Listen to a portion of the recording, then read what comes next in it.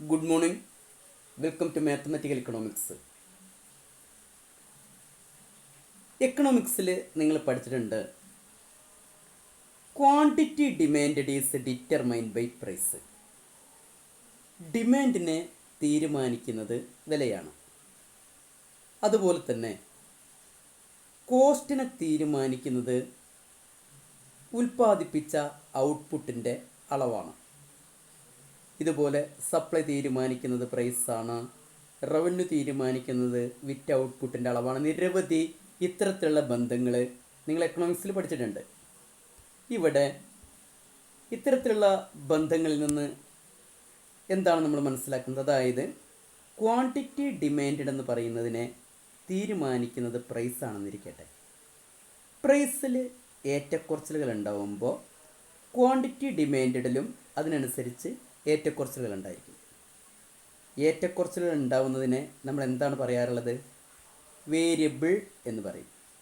അങ്ങനെയാണെങ്കിൽ Q D എന്ന് പറയുന്നത് ഒരു വേരിയബിളാണ്, പി എന്ന് പറയുന്നത് മറ്റൊരു വേരിയബിളാണ്. അപ്പോൾ ഇവിടെ രണ്ട് എക്കണോമിക് വേരിയബിൾ തമ്മിലുള്ള ബന്ധമാണ് നമ്മൾ ഡിമാൻഡ് നിയമത്തിൽ ഡിസ്കസ് ചെയ്യുന്നത്. അതുപോലെ തന്നെ ഇത്തരത്തിൽ സപ്ലൈ ലോ ആയാലും ലോ ഓഫ് സപ്ലൈ ആയാലും റവന്യൂ, കോസ്റ്റ് മുതലായിട്ട് നമ്മൾ എക്കണോമിക്സ് പഠിച്ചു വരുമ്പോൾ ഇത്തരത്തിൽ ഇക്കണോമിക് വേരിയബിൾസ് തമ്മിലുള്ള ബന്ധങ്ങളെ പറ്റിയിട്ട് ഡിസ്കസ് ചെയ്യാറുണ്ട്. That is in the study of economics you come across with certain relationship between two or more economic variables and our topic is mathematical economics. നമ്മുടെ topic എന്ന് പറയുന്നത് മാത്തമെറ്റിക്കൽ എക്കണോമിക്സ് ആണ്. In mathematical economics we have to present the relationship between such economic variables in mathematical form. നമ്മൾ mathematical എക്കണോമിക്സിൽ ചെയ്യുന്ന ഒരു ജോലി അല്ലെങ്കിൽ ഒരു പണി എന്ന് പറയുന്നത് എന്താണ്? ഇത്തരത്തിലുള്ള മാത്തമെറ്റിക്കൽ അല്ലെങ്കിൽ ഇക്കണോമിക് റിലേഷൻഷിപ്സിനെ നമ്മൾ എന്ത് ചെയ്യുന്നു? മാത്തമെറ്റിക്കൽ ഫോമിലേക്ക് മാറ്റുന്നു, അല്ലെങ്കിൽ നമ്മൾ മാത്തമെറ്റിക്കലായിട്ട് പ്രസൻറ്റ് ചെയ്യുന്നുണ്ട്. പക്ഷേ ഇവിടെ ഒരു വിഷയമുള്ളത്, how can we present the economic relationships in mathematical form? നമുക്കെങ്ങനെ ഇത്തരത്തിലുള്ള ഇക്കണോമിക് റിലേഷൻസിനെ മാത്തമെറ്റിക്കൽ ഫോമിലേക്ക് മാറ്റാൻ കഴിയും എന്നുള്ളതാണ് ഒരു ചോദ്യം. That is, in order to examine the mathematical representation of such economic models, ഇത്തരത്തിലുള്ള ഇക്കണോമിക് മോഡലുകളെ, ഉദാഹരണത്തിന് ക്യു ഡിയെ തീരുമാനിക്കുന്നത് പി ആണ് മുതലായിട്ടുള്ള ഉദാഹരണമായിട്ടുള്ള മാത്തമെറ്റിക്കൽ എക്കണോമിക് മോഡലുകളെ എങ്ങനെയാണ് മാത്തമെറ്റിക്കലി നിങ്ങൾക്ക് പ്രസൻറ്റ് ചെയ്യുക എന്നറിയണമെങ്കിൽ, that is you need to know how such relationships are handled in mathematics. ഇത്തരത്തിലുള്ള ബന്ധങ്ങൾ എന്ന് പറഞ്ഞാൽ രണ്ടോ അതിൽ കൂടുതലോ വേരിയബിൾസ് തമ്മിലുള്ള ബന്ധങ്ങൾ എങ്ങനെയാണ് മാത്തമെറ്റിക്സ് ഡീല് ചെയ്യുന്നത് എന്നുള്ള കാര്യം നിങ്ങൾ അറിഞ്ഞിരിക്കണം. Yes, in mathematics the relationship between the different variables are presented by or presented through functions. മാത്തമെറ്റിക്സിൽ ഇത്തരത്തിലുള്ള വേരിയബിളുകൾ തമ്മിലുള്ള ബന്ധത്തിനെ ഫങ്ഷനുകൾ വഴിയാണ് നമ്മൾ പ്രസൻറ്റ് ചെയ്യാറുള്ളത്. So our first topic in mathematical economics functions. അതുകൊണ്ട് നമുക്ക് നമ്മുടെ ആദ്യത്തെ ടോപ്പിക്കിലേക്ക് കിടക്കാം. ഫങ്ഷൻസ് പറഞ്ഞ കാര്യങ്ങൾ ഒന്നുകൂടി നമുക്ക് ഓർത്തു നോക്കാം. അതായത് ഇക്കണോമിക്സിൽ പരസ്പരം ബന്ധമുള്ള ഒരുപാട് വേരിയബിളുകളുണ്ട്. ഈ വേരിയബിളുകൾ തമ്മിലുള്ള ബന്ധത്തിനെ നമ്മൾ മാത്തമെറ്റിക്കലായിട്ട് പ്രസൻറ്റ് ചെയ്യുന്നു. ഇപ്രകാരം മാത്തമെറ്റിക്കലായിട്ട് പ്രസൻറ്റ് ചെയ്യണമെങ്കിൽ നമുക്ക് എങ്ങനെയാണ് മാത്തമെറ്റിക്സിൽ ബന്ധങ്ങളെ ഹാൻഡിൽ ചെയ്യുന്നതെന്ന് അറിഞ്ഞിരിക്കണം. ഇക്കണോമിക്സിൽ ബന്ധങ്ങളെ ഹാൻഡിൽ ചെയ്യുന്നത് ഫങ്ഷനുകൾ വഴിയാണ്. അപ്പോൾ മാത്തമെറ്റിക്സിൽ ബന്ധങ്ങളെ, വേരിയബിളുകൾ തമ്മിലുള്ള ബന്ധങ്ങളെ ഹാൻഡിൽ ചെയ്യുന്നത് ഫങ്ഷനുകൾ വഴിയാണ്. Okay, in mathematics a function expresses the idea that a quantity or one quantity is completely determined by another quantity. അപ്പോൾ നമ്മൾ നേരത്തെ ഡിമാൻഡ് നിയമത്തിൽ പറഞ്ഞു, Q or the quantity demanded is determined by price. ഈ ബന്ധങ്ങളെ നമ്മൾ ഫങ്ഷനുകളായിട്ട് ചിത്രീകരിക്കാമെന്നും പറഞ്ഞു. എന്താണൊരു ഫങ്ഷൻ എന്ന് പറഞ്ഞാൽ? ഒരു ഫങ്ഷൻ എന്ന് പറഞ്ഞാൽ the one quantity is completely determined by some other quantity. ഇതിനെ തീരുമാനിക്കുന്നത് ഇതാണ് എന്നുള്ള രീതിയിലുള്ള ഒരു പ്രസൻറ്റേഷനാണ് ഫങ്ഷൻ എന്നതുകൊണ്ട് നമ്മൾ ഉദ്ദേശിക്കുന്നത്. That is it is represented as Q is a F of P. ഇതിനെ നമുക്ക് Q is a F of P എന്ന രീതിയിൽ പ്രസൻറ്റ് ചെയ്യാം.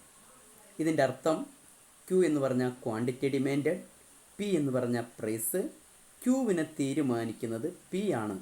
ഇവിടെ എഫ് എന്ന് പറഞ്ഞാൽ എഫ് ഓഫ് അല്ലെങ്കിൽ function of. Q is a F of P or quantity demanded is a function of price. It means that the quantity q is completely determined by the p. Here the value of q depends on the value of p. Therefore q is called dependent variable and p is the independent variable. F is the functional relationship. Yes, പറഞ്ഞ കാര്യങ്ങൾ നമുക്കൊന്നുകൂടി discuss ചെയ്യാം. ഉദാഹരണത്തിന് quantity ഡിമാൻഡും പ്രൈസും തമ്മിലുള്ള ബന്ധത്തിനെ mathematically നമുക്ക് Q is a F of P എന്ന ഫങ്ഷനായിട്ട് എഴുതാം. ഇതിൻ്റെ അർത്ഥം ക്യൂവിനെ പൂർണ്ണമായും തീരുമാനിക്കുന്നത് പി ആണെന്നാണ്. പി ആണ് ക്യൂവിനെ തീരുമാനിക്കുന്നത്. വായിക്കുക, Q is a F of P അഥവാ Q is a function of P. ക്യൂവിനെ തീരുമാനിക്കുന്ന അല്ലെങ്കിൽ ക്യൂ എന്ന് പറയുന്നത് പിയെ അടിസ്ഥാനമാക്കി നിൽക്കുന്നത് കൊണ്ട് ക്യൂവെ നമുക്ക് അഥവാ ഈ സമചിഹ്നത്തിൻ്റെ ഇക്വേഷൻ്റെ ലെഫ്റ്റ് ഹാൻഡ് സൈഡിന് നമുക്ക് ഡിപ്പെൻഡൻറ്റ് വേരിയബിൾ എന്ന് വിളിക്കാം. Dependent variable. പി ആണ് ഇതിലത്തെ ഇൻഡിപെൻഡൻറ്റ് വേരിയബിൾ. പി ഇതിലെ ഇൻഡിപെൻഡൻറ്റ് വേരിയബിൾ. എഫ് എന്ന് പറഞ്ഞാൽ ഫങ്ഷൻ ഓഫ് ആണ്. എഫ് എന്ന് പറഞ്ഞാൽ ഒരു ഫങ്ഷനാണ്. ഒരു ഫങ്ഷൻ്റെ കാണിക്കുന്ന ഇവർ തമ്മിലുള്ള ബന്ധത്തെ കാണിക്കുന്ന ഒരു സിമ്പലാണ് ഈ എഫ് എന്ന് പറയുന്നത്.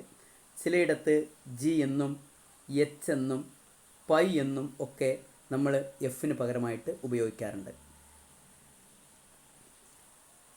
ഒരു ഫങ്ഷനെ പറ്റി പറയുമ്പോൾ നമ്മൾ തീർച്ചയായിട്ടും ഓർത്തിരിക്കേണ്ട രണ്ട് പദങ്ങളാണ്. ഒന്ന് ഡൊമൈനും രണ്ട് റേഞ്ചും. ഇപ്പോൾ നമുക്ക് Q is a F of പിക്ക് പകരം നമുക്ക് മറ്റൊരു ഫങ്ഷൻ എഴുതാം. Y is a F of X. ഇത് കാണിക്കുന്നത് വൈയും എക്സും തമ്മിലുള്ള ബന്ധമാണ്. വൈ ഡിപ്പെൻഡൻറ്റ് വേരിയബിളാണ്, എക്സ് ഇൻഡിപെൻഡൻറ്റ് വേരിയബിളാണ്. എക്സിലുണ്ടാകുന്ന മാറ്റം, ഈ ബന്ധം കാണിക്കുന്നത് എക്സിലൊരു മാറ്റം ഉണ്ടായിക്കഴിഞ്ഞാൽ വൈയിൽ മാറ്റം ഉണ്ടാകുന്നു എന്നുള്ളതാണ്. ദെൻ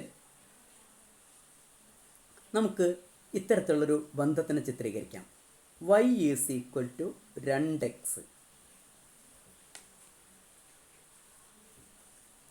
എക്സ് എന്ന് പറയുന്ന dependent variable, independent variable, X എന്ന് പറയുന്ന ഇൻഡിപെൻഡൻറ്റ് വേരിയബിള് ടേക്ക് ചെയ്യാവുന്ന വിലകളാണ് യഥാർത്ഥത്തിൽ ഡൊമൈൻ എന്നതുകൊണ്ട് ഉദ്ദേശിക്കുന്നത്.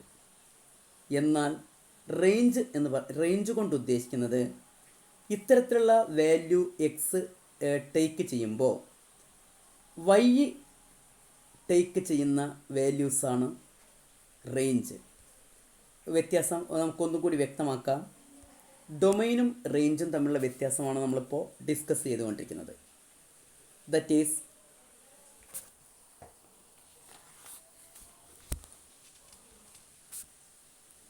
in a function y is a f of x, the set of values that it can take, എക്സിന് സ്വീകരിക്കാവുന്ന വിലകളുടെ സെറ്റിനെയാണ് നമ്മൾ ഡൊമൈൻ എന്ന് പറയുന്നത്. ഉദാഹരണത്തിന് എക്സ് എന്ന് പറയുന്നത് -2 +2 ഇടയിലാണെങ്കിൽ ഇതിനെ നമുക്ക് ഡൊമൈൻ എന്ന് പറയാം. എക്സിൻ്റെ വാല്യൂ +2 -2 ഇടയിലാണെങ്കിൽ, ദാറ്റ് ഈസ് എക്സ് ഈസ് ഇത് വായിക്കുക, X is less than 2 but greater than -2. -2 +2 ഇടയിലാണ് എക്സിൻ്റെ വാല്യൂ എങ്കിൽ ഇതിനെയാണ് നമ്മൾ ഡൊമൈൻ എന്ന് പറയുന്നത്. -2 +2 ഇടയിലുള്ള വാല്യൂവിനെ നമ്മൾ ഡൊമൈൻ എന്ന് പറയും.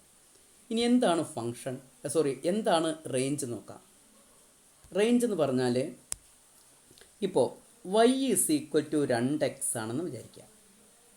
ഈ എക്സിൻ്റെ വാല്യൂ എത്രയാണ്? -2 +2 ഇടയിൽ.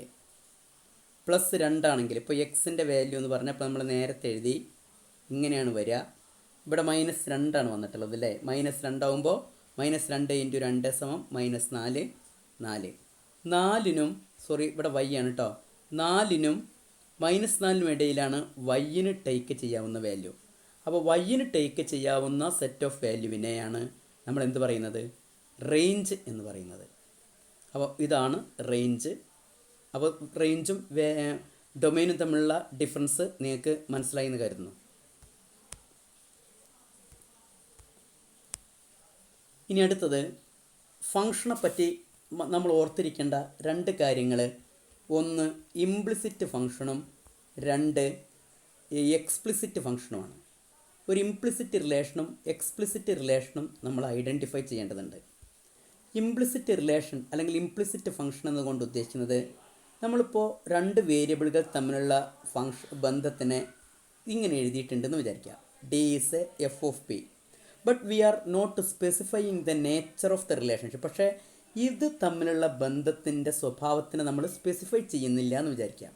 സ്പെസിഫൈ ചെയ്യുക എന്ന് പറഞ്ഞാൽ ഉദാഹരണത്തിന് D = 2 + 3p എന്നൊക്കെ രീതിയിൽ നമുക്ക് സ്പെസിഫൈ ചെയ്യാം.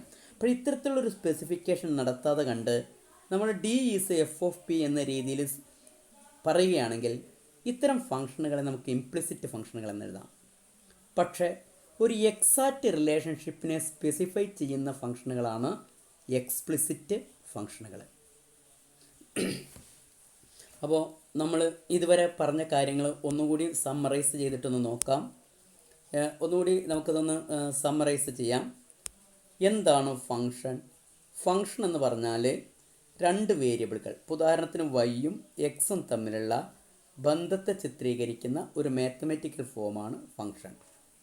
ഡിപ്പെൻഡൻറ്റ് വേരിയബിളും ഇൻഡിപെൻഡൻറ്റ് വേരിയബിളും.